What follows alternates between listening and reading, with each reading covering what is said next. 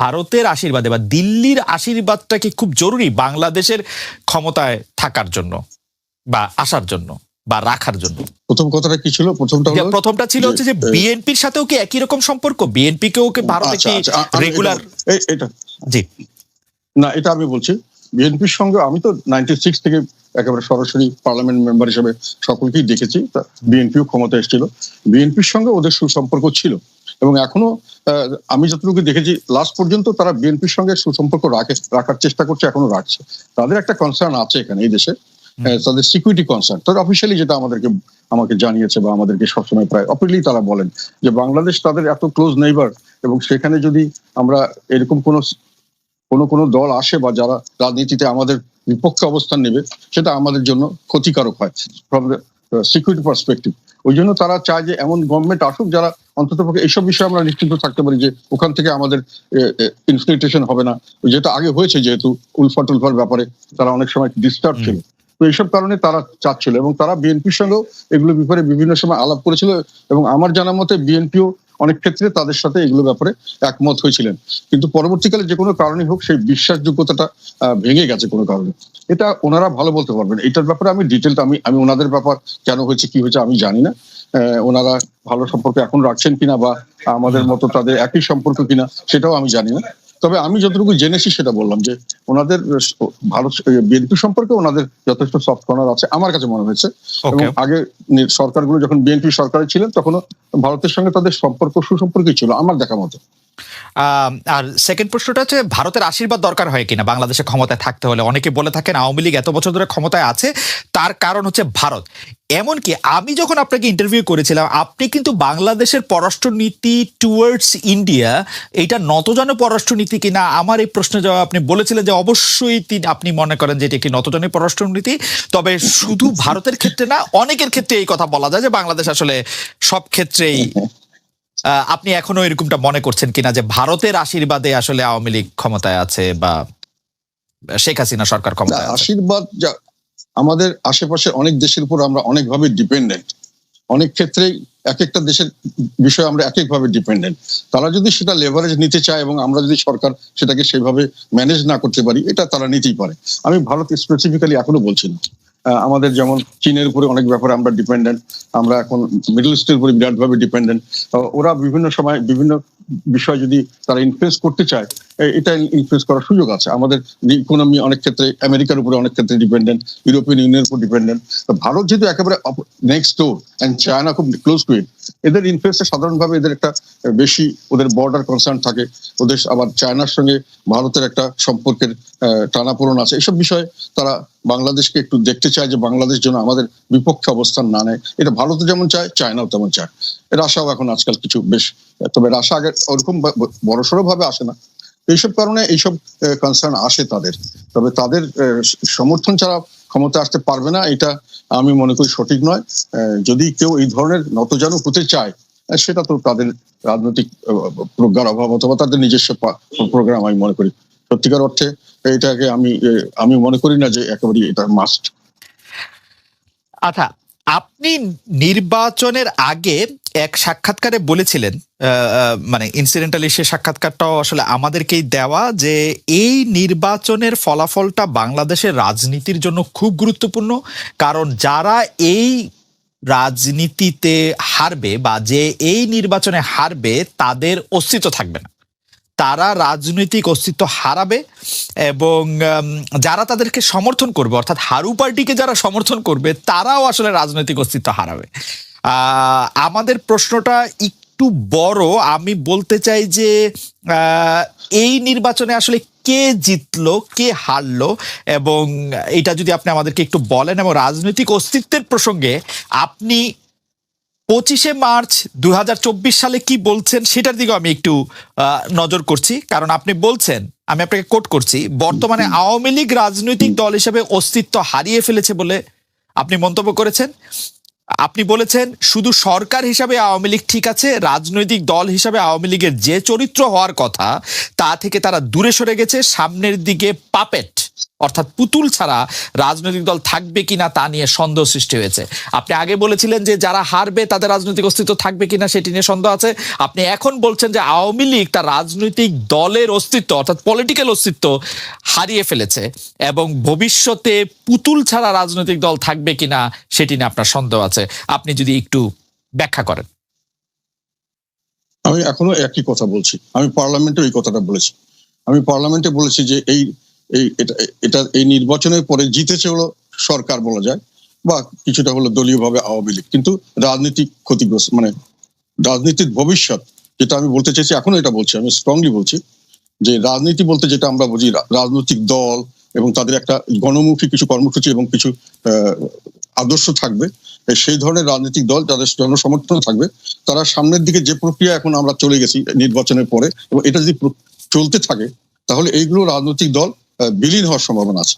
এবং এবং শুধু সেটা নয়, আমি এখন আবার বলছি, আমি মনে করি যে আওয়ামী লীগ তার রাজনৈতিক চরিত্র হারিয়েছে, কারণ তাদের সত্যিকার অর্থে এখন আমার নিজের ধারণা মতে, এটা হচ্ছে আমার ধারণা, এটা আমার নিজস্ব স্টাডি থেকে আমি বলছি, সেটা আওয়ামী লীগ এখন নিজস্ব রাজনৈতিক অস্তিত্ব বলতে আমি মনে করি রাজনৈতিক একটা চরিত্র তাদের থাকার কথা। তারা যেগুলো চরিত্র বলে এগুলো কোনোটাই তারা ফলো করে না, তাদের কর্মসূচি দিয়ে সাপোর্ট করে না। যেমন স্বাধীনতার পক্ষে বলে, এটা নিয়ে কয়েকদিন আগে আমেরিকান একটা ইয়েতে তাদের আইনের স্বাধীনতা, রাজনৈতিক স্বাধীনতা, তারপরে অর্থনৈতিক স্বাধীনতা, এগুলো তারা নিম্নগামী।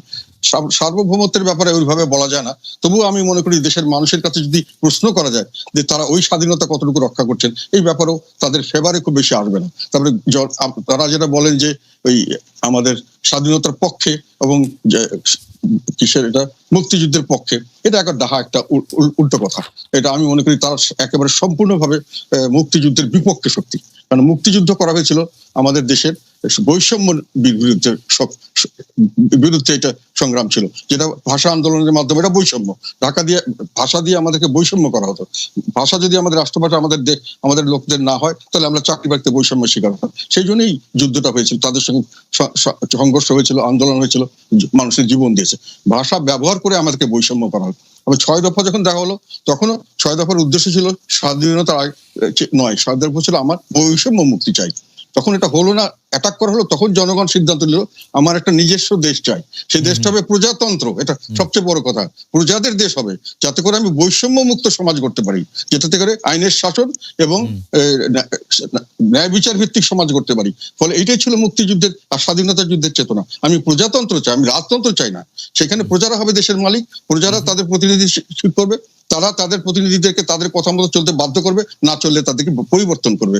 এখন আওয়ামী লীগ এগুলো সবগুলো ভায়োলেট করছে এবং তারা বৈষম্য সৃষ্টি করছে বিভিন্নভাবে, আওয়ামী লীগ, নন আওয়ামী লীগ, এবং তাদের বিভিন্ন ক্যাটাগরি করছে। তারা মুক্তিযুদ্ধের যে স্বাধীনতা যুদ্ধের প্রজাতন্ত্র, এখন প্রজাতন্ত্র বলে বাংলাদেশকে ঠিক মতো বলতে গেলে প্রজাতন্ত্র বলা যাচ্ছে না, যেহেতু এটা এখন একটা ডিক্টেটোরিয়াল রুল, স্বৈরতন্ত্র হয়ে গেছে, প্রজাতন্ত্র নয়। মুক্তিযুদ্ধ তারা এটা কিছুই মানছে না।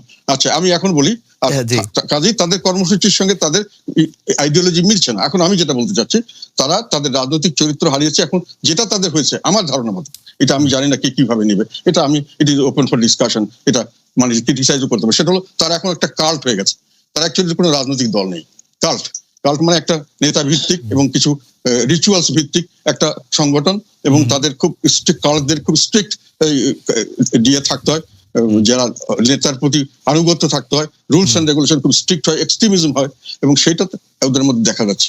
আমি যেটা দেখতে পাচ্ছি যে রাজনৈতিক দল হিসেবে তারা যেটা কাজ করতে চাচ্ছে, এগুলো সব কাল্টের কাজ।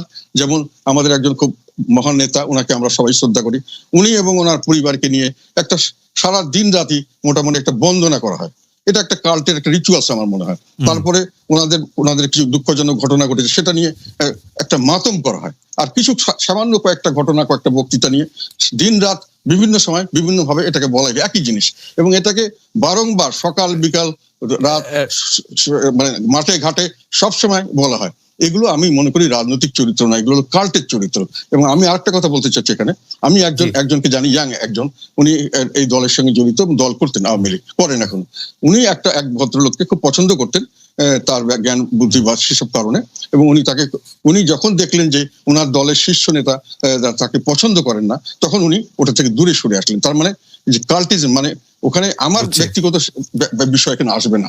তো ফলে এখন যেটা আমি বলতে চাচ্ছি যে রাজনৈতিক বৈশিষ্ট্য থাকছে না, এটা একটা মেশিন হয়ে যাচ্ছে, একটা শাসন যন্ত্র, এবং সেখানে সমস্ত প্রশাসন, সমস্ত বাহিনী নিয়ে একটা শাসন কার্য চলবে, ওই রাজনীতি চলছে। আর একটা কথা বলি, যেখানে রাজনীতি বলতে বোঝা যাচ্ছে প্রজাতন্ত্রের রাজনীতি, সেখানে জনগণের পার্টিসিপেশন ছাড়া সরকারি রাজনীতি মানে যেখানে সরকারি কাজকর্ম বা সরকার পরিচালনা, রাজার কাজ করা হয় সেটা প্রজারা করবে, সেটা যখন প্রজারা সেখানে থেকে দূরে সরে যায়, রাজনীতিকরণ হয়, যেটা আওয়ামী লীগ করছে।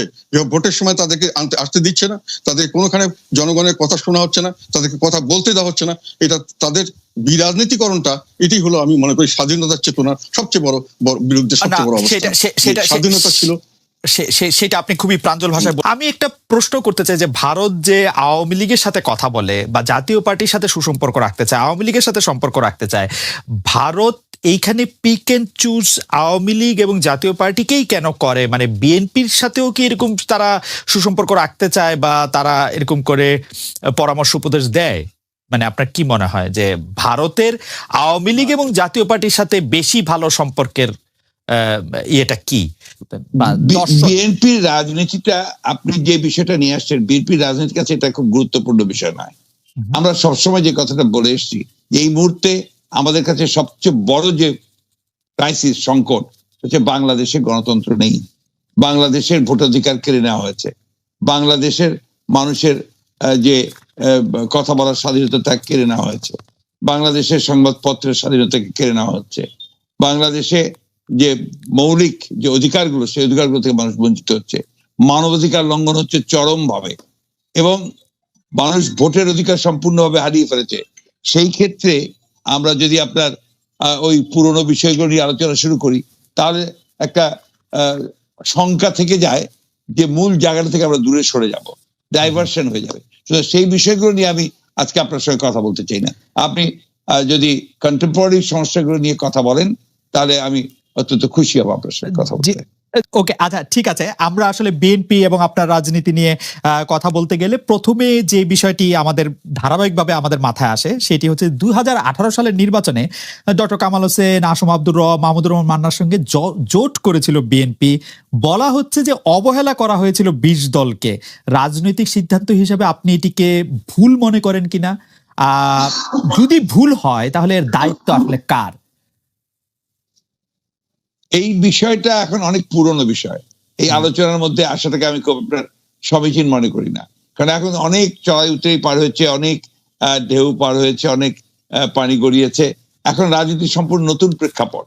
এই নতুন প্রেক্ষাপটে আপনি নিশ্চয়ই লক্ষ্য করেছেন যে আমরা যে ডাকটা দিয়েছি, সেই ডাকটা হচ্ছে আমরা এই কর্তৃত্ববাদী ফ্যাসিবাদী সরকারের বিরুদ্ধে একটা জাতীয় ঐক্যের কথা বলেছি, এবং সেটা আমরা যুগপৎ আন্দোলনের মাধ্যমে সেই আন্দোলন শুরু করার কথা বলেছি। ইতিমধ্যে আপনি নিশ্চয়ই বাংলাদেশের রাজনীতি যদি লক্ষ্য করে থাকেন, তাহলে দেখবেন যে আমরা ইতিমধ্যেই প্রায় 25টা দলের সঙ্গে কথা বলেছি। তার মধ্যে বাম আছে, ডান আছে, 20 দল ছিল, তারাও ছিলেন, সবাই ছিলেন। এবং তাদের সঙ্গে আমাদের যে আলোচনাটা প্রাথমিক পর্যায়ে শেষ হয়ে গেছে, সেটা হচ্ছে যে আমরা সবাই একমত হয়েছি যে আমরা যুগপৎ আন্দোলন করব। তো সেই ক্ষেত্রে এই বিষয়টা এখন একটা অতীত চারিতা হয়ে যাবে। আমি মনে করি বর্তমান রাজনৈতিক প্রেক্ষিতে এটা খুব বেশি গুরুত্বপূর্ণ নয়। আচ্ছা ঠিক আছে, তাহলে আমরা একটু বর্তমানে ফিরে আসি। আমরা কি একটু আপনার কাছে জানতে চাইতে পারি যে জামায়াতে ইসলামীর সঙ্গে বিএনপির বর্তমান সম্পর্ক কি? আপনার নিশ্চয়ই মনে আছে যে দৈনিক মানবজমিন পত্রিকায় বলা হয়েছিল যে জামায়াত বিএনপির সাথে সম্পর্ক ছিন্ন করেছে। পরে আবার তারা বলেছে যে না, এরকম কোনো সিদ্ধান্ত নেওয়া হয় নাই। বিএনপির কি এই ব্যাপারে কোনো সিদ্ধান্ত আছে জামায়াতে ইসলামী সম্পর্কে একসাথে চলা না চলা? আপনারা গত 4 বছর ধরে নিশ্চয়ই লক্ষ্য করেছেন যে আমরা গত 4 বছর শুধু নয়, তারও আগে থেকে, ইনফ্যাক্ট আপনার 2015 সাল থেকেই আমরা কিন্তু আপনার আমাদের যে 20 দলীয় জোটের যে অ্যাক্টিভিটিস, সেটা প্রায় বন্ধই ছিল আর কি। আমরা আপনার নিজেরাই গত 4 বছর ধরে বিএনপির আমাদের তরফ থেকেই, দলের পক্ষ থেকেই আমরা আমাদের নিজেদের কর্মসূচি পালন করছি, এবং সেই বিষয়গুলো নিয়ে আমরা কাজ করছি। আপনারা নিশ্চয়ই লক্ষ্য করেছেন যে এখন যেটা আমরা করছি, এই কাটার মধ্যে আমরা যে সমস্ত দলগুলোর সাথে কথা বলেছি, সেই সবগুলোর কথা আপনারা সবাই জানেন, আমরা সেইভাবে কাজ করছি। আমাদের তো এখন আমরা জোটের কথাটা আমরা এখন বলছি না, এবং জোটের কথা সামনে আসছেও না। আমরা বিএনপি এই আন্দোলন করছি, তার সঙ্গে আমরা আহ্বান জানিয়েছি জাতীয় ঐক্যের। প্রত্যেকটি দল তাদের নিজের নিজের অবস্থান থেকে তাদের আপনার যে আমাদের যে বক্তব্য, আমরা যদি একমত হই, তাহলে সেই বক্তব্যগুলোর সামনে নিয়ে আন্দোলনে যাবেন, এবং রাজপথেই আন্দোলনের ধারার মধ্য দিয়েই আপনার এই সিদ্ধান্তটা হবে যে আমরা ভবিষ্যতে জোট করব কি করব না, বা আমরা একসাথে যাব কি যাব না। সুতরাং এখন ওই জামাত প্রসঙ্গটা একদম একেবারে অপ্রাসঙ্গিক এখন এই মুহূর্তে। জি, জনাব মির্জা ফখরুল ইসলামকে আমরা যে আপনি যে 25টি রাজনৈতিক দলের সঙ্গে কথা বলেছেন তার মধ্যে কি জামায়াতে ইসলামীর সঙ্গে তার আপনি আলাদা করে কথা বলেন নাই, সেটা কি এই কারণে যে এটি এখন প্রাসঙ্গিক না, নাকি এটি কোনো বার্তা আসলে দিচ্ছে যে আপনারা? না, আমরা আপনার যে সমস্ত দলগুলোর সঙ্গে প্রকাশ্যে কথা বলেছি সেই দলগুলোর খবর আপনারা সবাই জানেন, রাইট। এবং সেই দলগুলোর সঙ্গে আমরা কথা বলেছি। আমরা জামাতের সঙ্গে প্রকাশ্যে কোনো রাজনৈতিক কোনো আলোচনা করি, কোনো সংলাপ করি।